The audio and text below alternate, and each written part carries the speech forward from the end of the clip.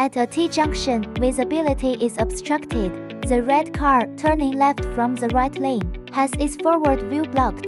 The road warning system asynchronizes in real time, with the opposing warning system issuing a voice alert. Vehicle approaching from the left, slow down. Simultaneously, the white car going straight on the main road receives a parallel alert. Vehicle approaching from the right, slow down. The white car promptly reduces speed and passes through, enabling both vehicles to navigate safely. The red car enters a 60千米每小时 speed limit zone. The radar speed sign instantly captures its license plate and current speed. Noticing the speed approaching the limit, the driver slows down proactively. At this moment, the road ahead warning system issues an audio alert.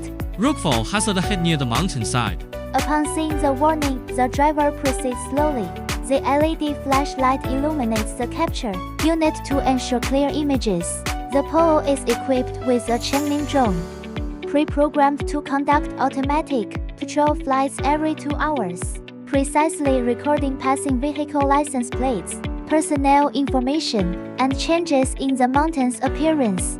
All inspection, snapshot capture, and early warning data are uploaded in real time to the OM platform.